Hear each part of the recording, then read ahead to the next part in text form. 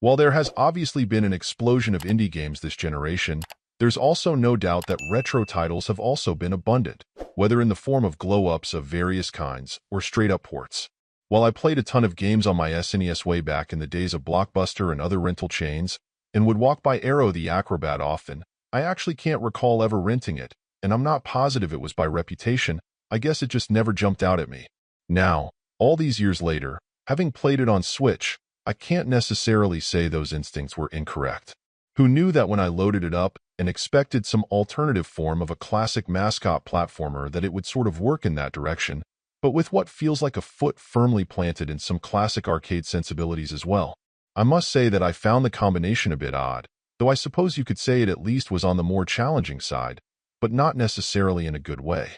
Ignoring the fact that back in the day games weren't always inherently intuitive in their control styles or even structures, and often didn't feature in-game tutorials of any kind, I decided to leap right in and figure it out as I went. Yeah, that was a mistake. The first oddity is just the jumping attack which Aero uses, working either diagonally up or down, which absolutely was a choice. It works, and can be effective for both attacks and some traversal, but it did sometimes feel dodgy going up or down when I was trying to do the opposite. The objectives and how they work was an entirely different matter, as right on the first stage I was baffled trying to figure out what I could be trying to do. It turns out the platforms I'd thought just disappeared to make it tougher to get to items up high were actually all tied to what I needed to clear the level. Again, the developers made some choices here, but I can't say they feel sensible, even in the light of the game being from an earlier time. Altogether, while there's no doubt that the game looks quite good with detailed characters and a colorful overall look, its gameplay can be baffling.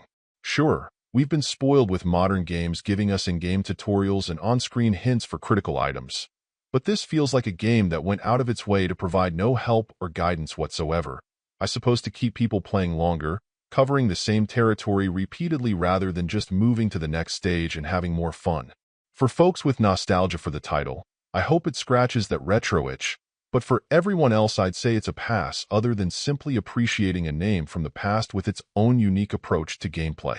Overall, my final score for the game ended up being a 6.4. And if you're interested in picking it up, it's currently available on the Switch eShop for $5.99. Thank you for taking the time to listen to this review. And if you'd like more information or ideas of indie games worth checking out on Switch, be sure to click on the link provided in the description. Until next time.